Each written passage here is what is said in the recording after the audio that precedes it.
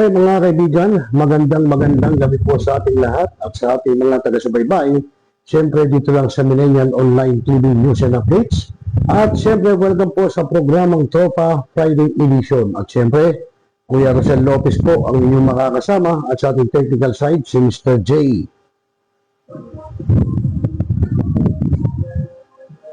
Kumusta na mga kaibigan at medyo hindi natin nakapanayam, hindi natin nakausap ang University Pag-asa. Sana hihingi po tayo ng update sa Bagyong Ada. Pero siguro baka bukas na sa ating Dalaw Barangay. Pero ngayon mga kaibigan, ay kumusta muna yung ating mga kaganers dyan ng One Gun Pilipinas. At siyempre po sa pangunguna ng aming National President, President Asher Magdinang at ang admin congressman na siya pong utak ng One Gun Pilipinas. No? At siyempre yung ating mga kuya, ate, bunso at Prince of Eagles ng the Fraternal Order of Eagles, Philippine Eagles Incorporated. At siyempre po, yung aming partikular na Region Central Luzon, Region 45, sa pangunguna po ng aming Governor Rafael Agkawili. No? At siyempre, ganyan din ang aming grupo, ang Media Rider Eagles Club. Ayun. At siyempre po yung ating mga kabarangay, no? Yung ating mga barangay chairman, mga barangay kagawad, mga barangay staff, mga barangay XO, no? At siyempre yung mga lupon tagapamayapa ng bawat barangay, kahit saan man sulok ng panig ng Pilipinas, magandang gabi po sa inyo. At welcome po sa programang Tropa ng Millennial Online TV News and Updates. At siyempre mga kaibigan, ngayon po itutungay natin sa inyo kung nabalita niyo po yung pinatay na board member ng Lalawigan ng Bulacan, si board member Ramil Capistrano. No? So doon po ay na-arresto at suspect nga at nagkaroon po yata ng press conference no, sa pangunguna ni Bulacan Governor Daniel Fernando. Maya-maya po yan, itutungay natin sa inyo. At siyempre po, abangan nyo rin po ang nalalapit na medical mission ng Central Luzon Region 45 Media Rider Eagles Club dyan po sa Barangay Bayan-Bayanan, Malabon City. No? Kita-kits po tayo, mga taga-Barangay Bayan-Bayanan. No? At siyempre po, doon ay sa pangunguna ng Barangay Chairman Art Valencia, Arturo Valencia. Ayan. Si Kapitan po siya po ang pumalit. Doon po sa namayapang si Barangay Chairman Ringo Felix. No? Maya po siya ng naupo bilang number 1 kagawad. At siyempre, sa lahat po ng mga kagawad ng Barangay Bayan-Bayanan, no? Kita-kits po tayo sa January 25, 2026. Araw po ng linggo yun sa ating medical mission and feeding program. Ayun. So sa ngayon mga kaibigan, itutungay lang muna natin sa inyo ay yung pong ginawang press conference ng Bulacan government, no? Ang tungkol po doon sa pagkakapatay nga po kay board member Ramil Capistrano. So mga kaibigan, panoorin po natin. Panel, kapiling po natin ang ating vice-ministro, ang ating punong lalawigan, Gobernador Daniel R. Fernando, at ang Provincial Director ng Bulacan Police Provincial Office, Police Colonel Angel L. Garciliano. Kapiling din po natin ngayon ang ating Provincial Administrator, PA Antonio V. Constantino.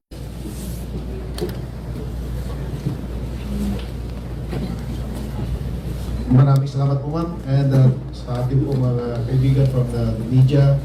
Of course, ang pagbati po ng Philippine National Police Bulacan Police Provincial Office. So, matatandaan po natin na noong October 3, 2024, bandang alas 6:30 ng gabi, sa Service Road, Barangay Ligas, Malolos City, naganap ang pamamaril na kinasawi ni Bokal Ramil Capistrano, ABC President ng Bulacan, at ng kanyang driver na si Shedrick Suarez. Habang dalawa pa ang nasugatan, na-recover sa crime scene ang mga basyo ng 9mm at caliber 45. Kaugnay dito, naisampa ang kasong 2 bilang ng murder at 2 bilang ng attempted murder sa City Prosecution Office ng Malolos City. Sa loob ng halos 1 taon na masusing follow-up operation, tuloy-tuloy na backtracking at isinagawang surveillances sa tulong ng mga informasyon magmula sa mga civilian informants, gayon din sa bunga ng mga pinagsama-samang intelligence operation and efforts at suporta ng iba't ibang PNP units, lalong-lalo na ng ating local government unit ng Bulacan. ay matagumpay na nakamit ng Bulacan Police Provincial Office ang pagkaaresto sa mga sangkot sa pagpaslang kay Bukal Capistrano at sa kanyang driver na si Shedrick at iba pang mga biktimang nasugatan sa nasabing insidente. Noong October 22, 2025, last year po, muli po naaresto po ng inyong Provincial Intelligence Unit ng Bulacan Police Provincial Office si Christian Rojas alias Lupin sa Nabotas. Pagkaraan po ng mahigit 3 buwan, sinundan ito ng pagkaresto kay Ulysses Hernani Castro Pascual, na isa pong dating kasapi ng pambansang pulisya na na-assign sa CIDG at sa ibang unit, na siyang tinaguriang leader ng Gun for Hire group na involved sa pagpatay sa ating mga biktima. Bandang alas 3:30 ng madaling araw kahapon, Enero 14, 2026, sa Tansa, Cavite. At ang pag-aresto po sa kanila ay sa bisa po ng warrant of arrest. Sa pagka-aresto kay Pascual, na-recover sa kanyang control at possession ng isang Glock 9mm pistol na may 15 perasong live ammunition. Ang serye ng mga operasyon ito ay nagresulta sa tuluyang pagkakabuwag ng Gun for Hire group na sangkot sa krimen. Bilang patunay ng patuloy na pagtupad ng Bulacan PNP sa mandato nitong maghatid ng hustisya na mabilis, tapat at nararamdaman para mapanatili natin ang kapayapaan at kaayusan sa lalawigan ng Bulacan. Nais naming iparating ang aming taos-pusong pasasalamat sa ating pong mahal na Gobernador Daniel R. Fernando at Vice Gobernador Alex Castro sa kanilang patuloy na gabay at walang hanggang suporta sa inyong kapulisan. Maraming salamat po, sir. Gayon din, taos-puso naming pinapasalamatan ang aming Chief PNP Police Lieutenant General Jose Melencio C. Nartatis Jr. at ang aming Regional Director Police Brigadier General Ponce Rogelio I. Piñones Jr. sa patuloy nilang gabay, lalong-lalo na po sa programa ng aming Chief PNP na Enhanced Margin Police Operation. Napapalo po dito ang pagresolba, pag-aresto sa mga pagpatay, lalong-lalo na po sa mga high-profile cases. Maraming salamat po sa aming Chief PNP at sa aming Regional Director. At pinaparting din po natin ang pasasalamat sa Local Government Unit ng Tansa, Cavite, lalong-lalo na po sa kanilang mayor and barangay officials. Taos-puso pong nagpapasalamat ang inyong Bulacan PNP sa mga officials na ito. At dito po natin makikita na yung pagtutulungan ng PNP at ng Local Government Unit ay napaka-effective po sa pagsugpo sa anumang krimen at sa mga taong nagtatago sa batas. Maraming salamat po. Makakasa po kayo na patuloy po namin gagampanan ng aming tungkulin sa Bulacan Police Provincial Office para mapanatili po natin ang kapayapaan sa lalawigan, dakilang lalawigan ng Bulacan. Maraming salamat po.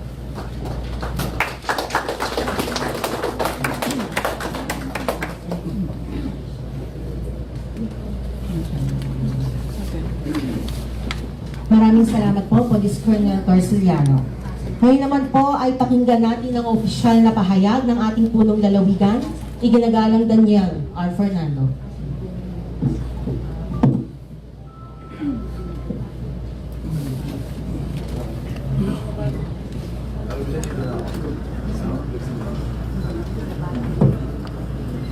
Isang maliwalas at magandang hapon po sa ating mga kaibigan sa media.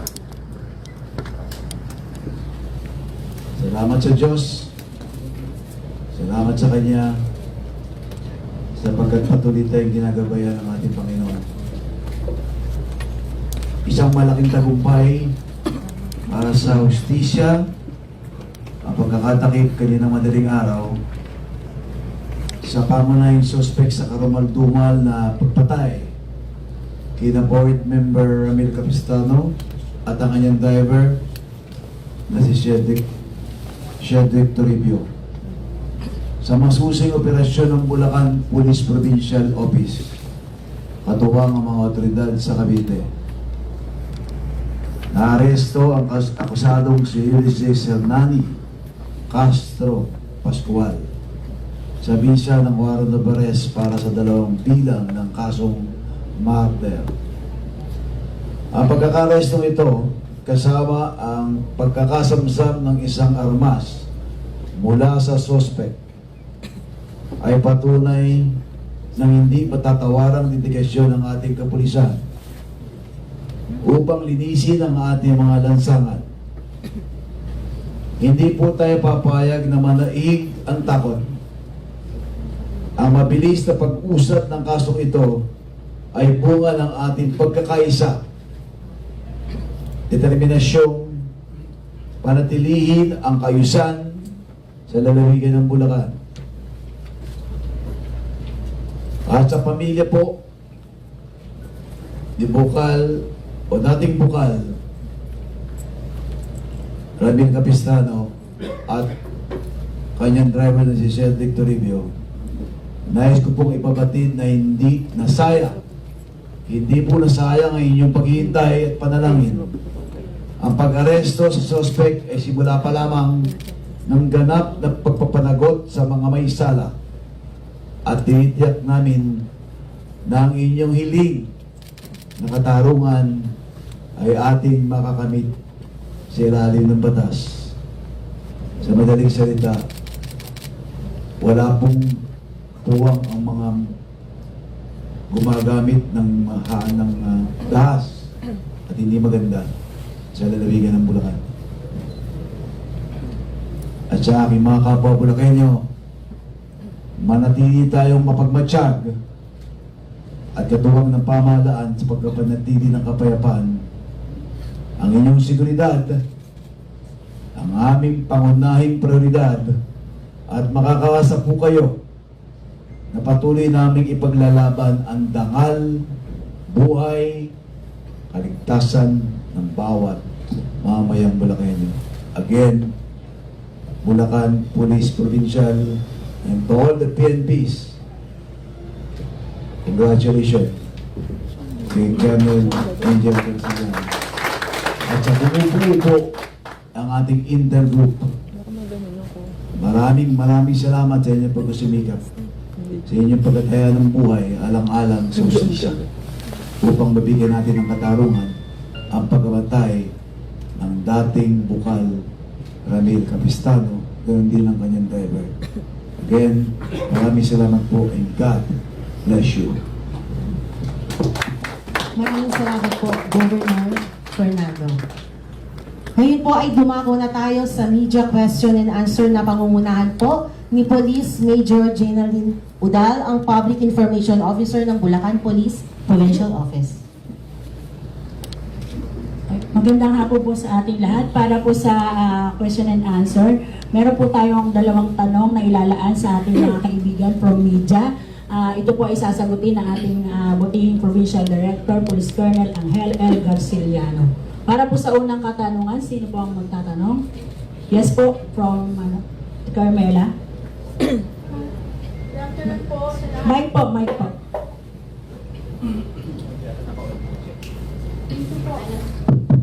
Thank you, Major Rodal. Good afternoon po sa lahat. PD, ano po ba to? Case closed, case solved, and meron pa po bang natitira na pupukunin, kailangan makuha? Saka, yung sinabi po ni Governor, nagpasalamat siya dun sa mga nagbuwis buhay. Gano'n po ba kahirap o kadaling na-aresto to? After 3 months po tayo na last namin na-arrest eh. So, paano buwis? Gano'n kahirap po ba kadaling na-aresto itong leader? Okay, maraming salamat Ma'am Carmel. Ganito po yun po, sa amin po sa Philippine National Police, ang isang pong krimen, nagaya po nito, double murder, at ang sampot po dito ay maraming mga suspects with warrant. So sa amin po, kapag nahuli namin, na-serve po namin yung warrant sa isa, sa dalawa, from among the suspects with warrant, ito po ay considered as solved case. Sa pagtatanong po patungkol sa buwis buhay o kung gaano siya kahirap, kung ilalahad po namin ang bawat detalye, but lilimitahan ko lang po ang pagsagot sapagkat ito pong operation na to ay mayroon pong kaakibat na intelligence aspect. But we can give you and we can assure you na yung pong utos ng ating provincial governor from the time that I have assumed position and the mandate was given to us to arrest those suspects with warrant. Hindi po tumigil ang inyong kapulisan sa paghanap ng hustisya, sa paghanap ng mga suspect na to because yung po kanilang pinagtaguan for almost 1 year during our time, hindi po iisang lugar. Napakarami po nila mga safe houses, marami po silang mga ginamit na sasakyan, marami po silang mga lugar na pinagtaguan. Hindi po ganun kadali. Ito pong pagka-aresto kay Lupin last October, ang unang pagka-aresto, ito po ay naging breakthrough sa atin. Pero hindi po kami tumigil doon. Pinagpatuloy po namin lahat ng intelligence effort, pinagsama-sama po namin lahat ng mga informasyon sa tulong ng community, ng mga informants. Kasi po, willing naman po ang ating mga taong bayan na tumulong sa ngalan po ng hustisya at ikakatahimik ng, of course, ng kaso na to. So that naibigay po natin ang tamang hustisya at yung pong korte na nag-issue ng warrant ay mapaglingkuran po natin. Kanina pong madaling araw, na yung ating mga provincial intelligence unit, yung ating pong mga operatiba, ay in fact nagkaroon po ng isang minor injury, yung ating isang intel operative. Sapagkat nagkaroon po ng habulan, nagkaroon po ng almost 8 hours na paghahanap doon sa masukal na lugar sa isang barangay sa Tansa, Cavite. At makikita niyo po doon sa mga pictures na pinadala sa akin ng ating mga intelligence, hindi po ganun kadali ang paghuli sa suspect na si Pascual.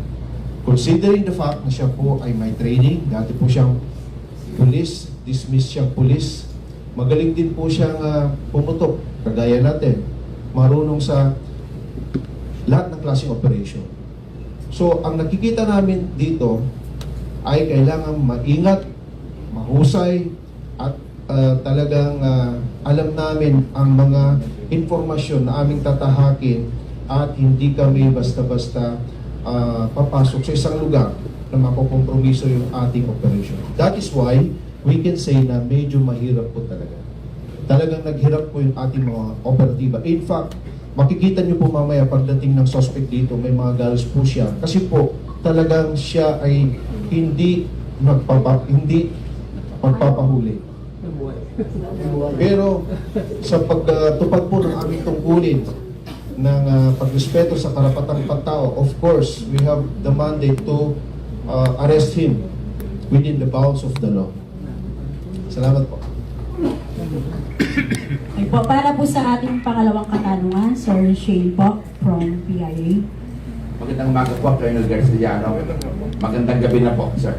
Sir, kaugnay po nito, no? Ano po yung mga adjustment na ginawa po ng ating PNP para po matiyak yung security naman po ng mga ating mga officials dahil siyempre po, yung ating mga officials ay very much exposed at nakasanay din po yung security nila sa security po ng taong bayan ng mga events po natin. Na magbigay ng assistance to prevent at the earliest detection much better.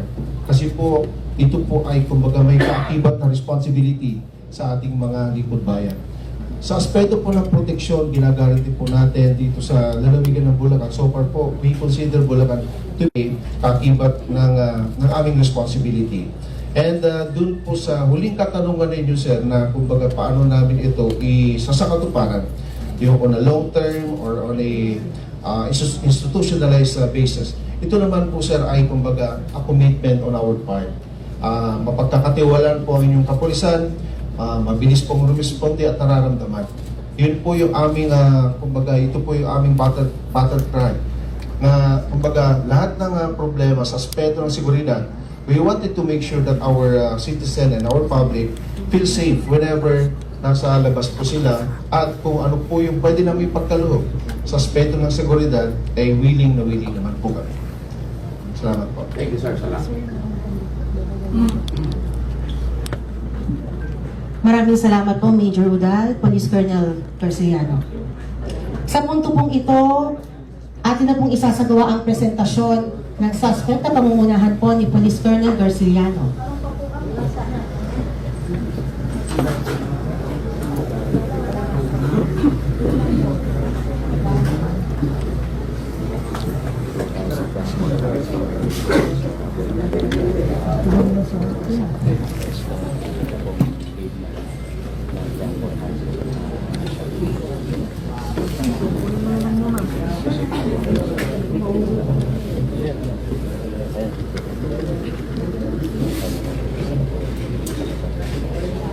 Binibigyan din po natin ng pagkilala ang pinuno ng Benro, Attorney Julius Juvic Delala.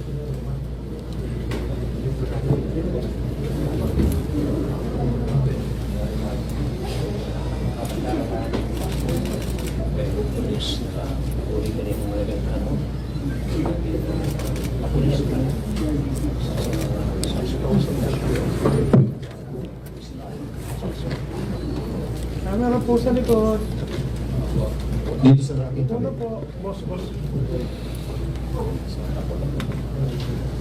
So, mga kasama, friends from the media, we are now presenting the suspect sa pagpatay po kay Bukal Ramil Capistrano, pursuant to the warrant of arrest issued by the board. Presenting to you is suspect Ulysses Hernani Castro Pascual.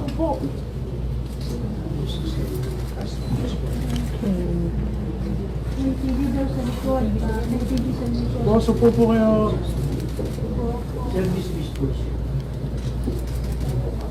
Of course po.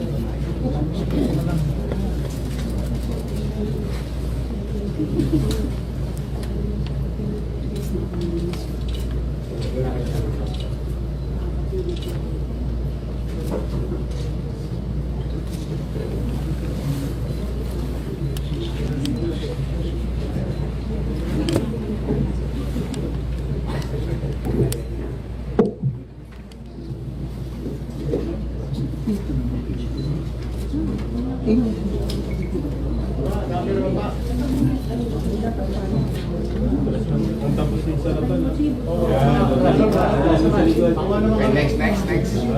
Pakikisuyo po. Sesa na po. Salamat po. Yeah, thank you. Yun, malinis.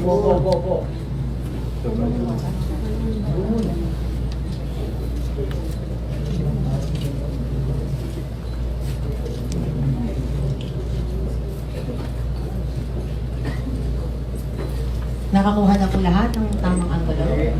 Okay po. Dito po nagtatapos ang ating press conference. Maraming salamat po sa inyong mahalagang pagdalo at pagiging katuwang sa pagbabahagi ng tamang impormasyon.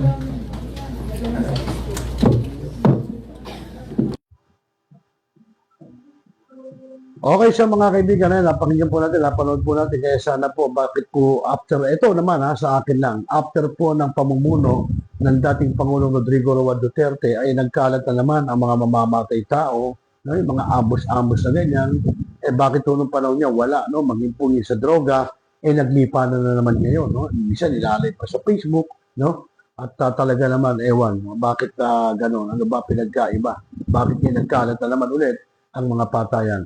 So ba mga kaibigan, sa ngalan po ni Mr. J at sa lahat po na sumubaybay sa ating programa ngayong araw na ito, ng araw ng Biyernes, ikalabing 6 na ba? O 15 ng parang ano yata ngayon na 16, no?